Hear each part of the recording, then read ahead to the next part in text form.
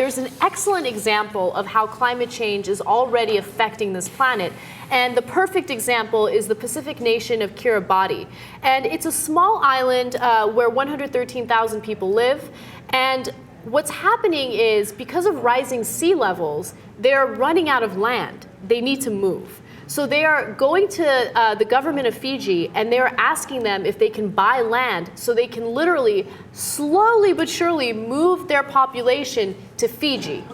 They have to leave their culture behind. They have to leave their way of life behind to go to a completely different place and start a whole new life. I mean, for people who deny climate change and deny the fact that the sea level is rising, what do you say to this story? The right. I mean, look, I'm not trying to stereotype the right, but it's the fact.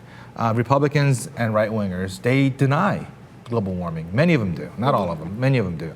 Even though there's 97% of agreement among scientists that global warming is happening as a cause, and it's, man-made. Right. But it's not just like, super liberals and environmentalists who are crying about global warming. I mean, generals and people in the State Department have sent a letter. This is from the TrumanProject.org.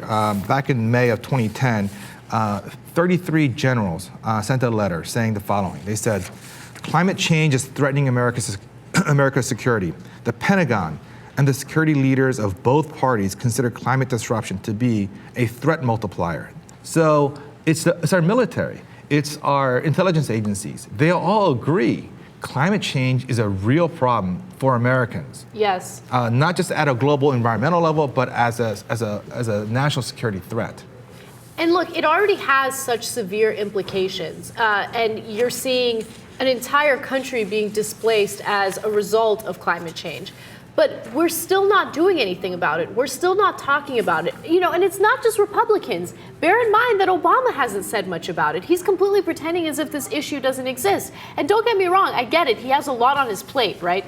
But when you think about what this country is focusing on right now, which is basically getting rid of abortion rights for women, you realize how stupid our priorities are, how incorrect our priorities are. We should be focusing on this. And it's not just a national effort, it's an international effort.